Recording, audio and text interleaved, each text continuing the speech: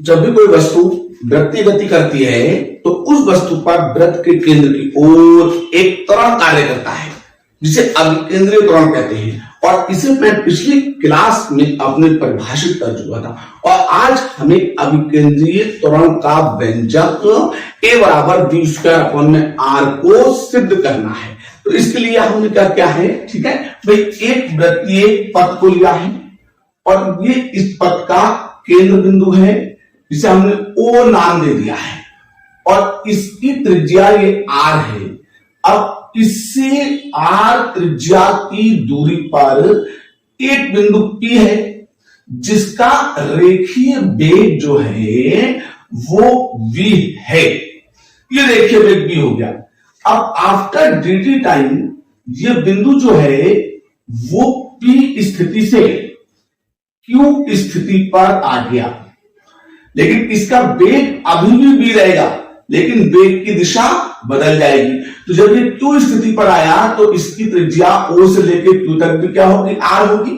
तो इसलिए इसका जो रेखीय विस्थापन होगा, रेखीय विस्थापन, तो P से Q तक, इस रेखीय विस्थापन को हमने ds का नाम दे दिया और यहां से यहां तक P से Q तक लगा समय dt दिया।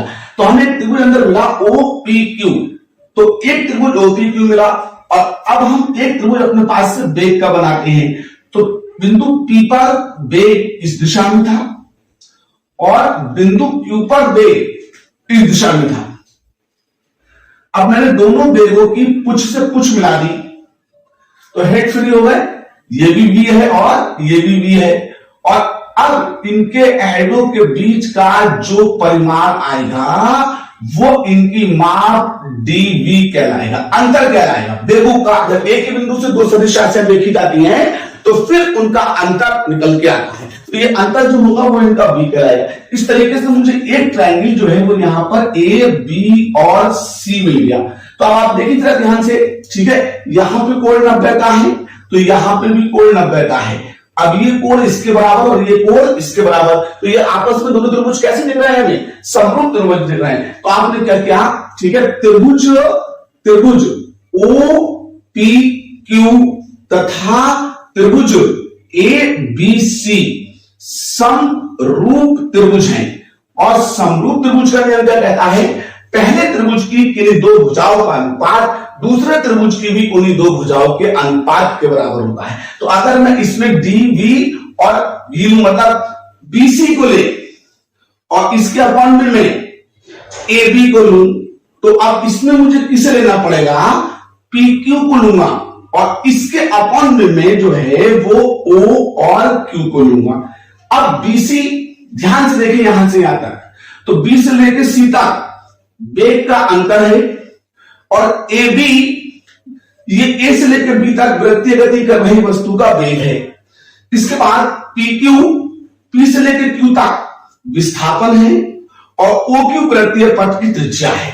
अब आपने क्या किया, ठीक है भाई, तिरछी उड़ा करके V के अपॉन में R ले आए तो dV को अलग किया, ठीक है भाई, तो यहां पर ds तो ये हो गया और V के अपॉन में R आ गया।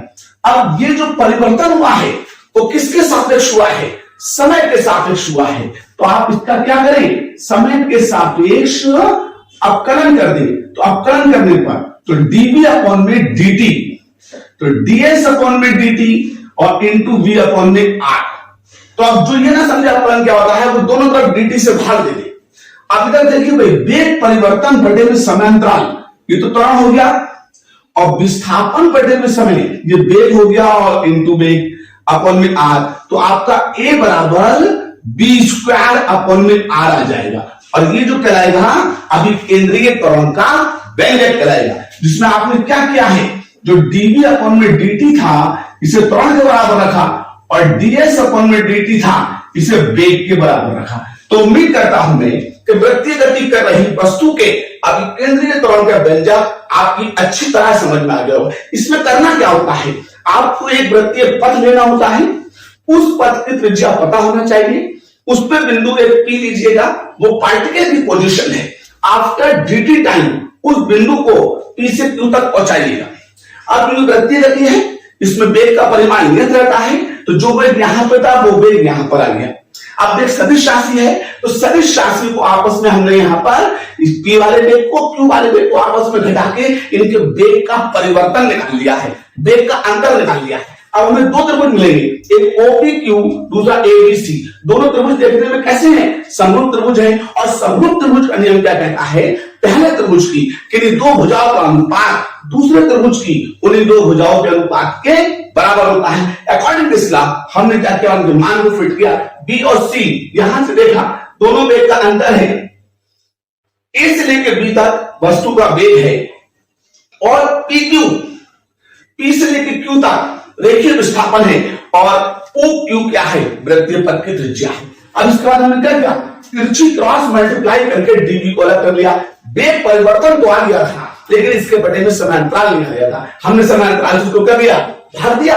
इस तरीके से वेग परिवर्तन की दर त्वरण हो गई और विस्थापन परिवर्तन की दर वेग हो गई। तो अब हमने इनके मान को रख के रेखीय वृत्तीय गति कर रही वस्तु के अभिकेंद्रीय त्वरण a बराबर b स्क्वायर मान को ज्ञात कर लिया। उम्मीद करता हूं इसे मैंने बहुत अच्छी तरह समझाया है, आप भी इसे समझिएगा और एक बार प्रैक्टिस करके इसको करने का एंजॉय कीजिएगा।